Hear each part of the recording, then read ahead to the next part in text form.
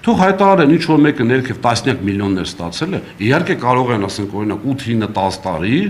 ամեն ամսվա որոշակի ստացածը գումարեն իրար, դառնա տասնյակ միլիոններ հետո։ Եվ նորից ստում են եւ խափում են։ Ինչի չեն խոսում, որ Սամվել Կարապետյանը, բացի հանձնաժողովի, այսպես աշխատավարձային ֆոնդից 11.2 միլիարդ այս տարիներում իր շահույթից, իր գրպանից ավելացրել է աշխատավարձային ֆոնդը, որը հանձնաժողովի հաստատումով չի եղել։ X հանձնաժողովն է հաստատում, որը մտնում է սակագնի մեջ, հաշվի առնելով, որ աշխատողների քանակը ավելի շատ են, կրճատելու փոխարեն Սամվել Կարապետյանը իր գրպանից 11.2 միլիարդ այսպես սուբսիդավորում է։ Դրա մասին ինչի չեն խոսում։ Սա է խնդիրը։ Մենք ճշտով հարցել, այսինքն Ռոմանոս Պետրոսյանից առաջ ոչ մեկը 5 միլիոն 200,000 չի ստացել։ Չէ, գլխավոր տնօրենն ենք ունեցել, որը ստացել է։ Այսինքն ինքը այսօր աշխատում է, գլխավոր տնօրենի աշխատավարձով։ Բայց այստեղ խնդիրը ավելի շատ բարոյական է։ Թող չասեն ուրեմն եկել ենք հանուն Հայաստանի Հանրապետության աշխատել,